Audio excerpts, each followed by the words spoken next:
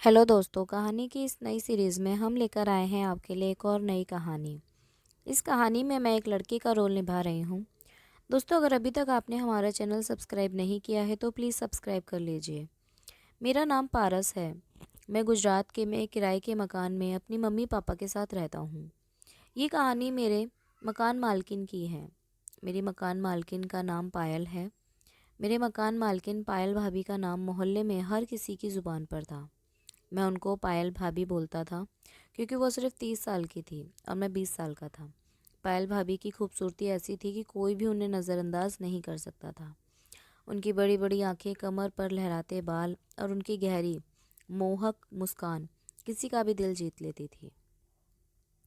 उनके सुंदर व्यक्तित्व और घने बाल उनके आकर्षक व्यक्तित्व को और निखारते थे।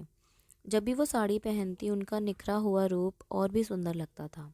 उनकी चाल में एक खास नजाकत थी जो हर किसी को अपनी ओर खींच लेती थी। एक दिन की बात है, पायल भाभी अपने घर की छत पर कपड़े डाल रही थीं। अक्सर हम दोनों छत पर एक दूसरे से टकरा जाते और उनके चेहरे की हल्की सी मुस्कुराहट मुझे हमेशा खास महसूस कराती। उस शाम मैं अपनी छत पर बैठा था। मेरी गर्लफ्रेंड ने मुझसे ब्रेकअप कर लिया था और मेरा दिल टूटा हुआ था।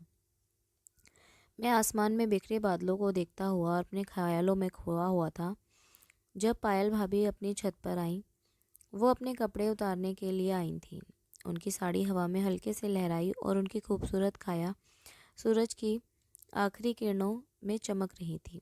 उनकी पतली कमर और भरी भरी बाहें उनकी सुंदरता को और भी बढ़ा रही थीं।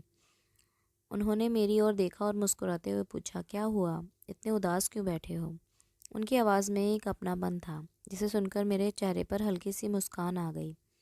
मैंने धीरे से कहा, कुछ नहीं भाभी, बस यूं ही।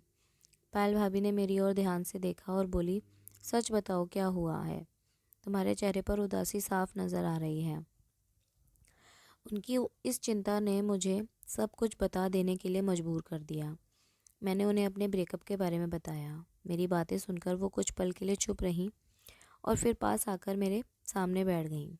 उन्होंने मुझसे कहा, हर रिश्ता हमेशा हमारे लिए सही नहीं होता। कभी कभी कुछ लोग हमें छोड़कर इसलिए चले जाते हैं ताकि हम खुद को बेहतर तरीके से समझ सकें। शायद आपकी गर्लफ्रेंड ने आपको इसीलिए छोड़ा हो। उनकी आंखों में सच्चाई थी और उनकी बातों में एक सुकून जिसने मेरे दिल को थोड़ा हल्का कर दिया था। मैंने उनकी ओर देखा और कहा, शायद आप सही कह रही हो भाभी। वो हल्की सी हंसी के साथ बोली, बिल्कुल सही कह रही हूँ। और देखो, कभी कभी हमें खुद से प्यार करना भी सीखना पड़ता है। तुम बहुत अच्छे हो, तुम्हारे लिए ज़रूर कुछ बेहतर होगा। भाभी की बातें सुनकर मुझे अपना पंसा लग रहा था। मैंने उनकी बात सुनकर थोड़ा बेहतर महसूस किया। पायल भाभी ने कपड़े समेटे और मेरे पास आकर मेरे कंधे पर हाथ रखा।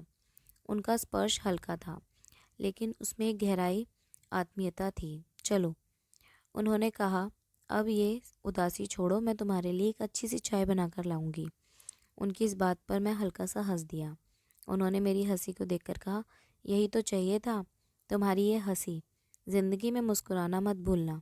उनकी आंखों में एक खास अपनापन था और उस पल मुझे महसूस हुआ कि पायल भाभी के साथ बिताया गया हर पल कितना अनमोल था। शाम धीरे धीरे ढल रही थी और मेरी उदासी भी जैसे सूरज की आखिरी किरणों के साथ छत पर ही बिखर गई।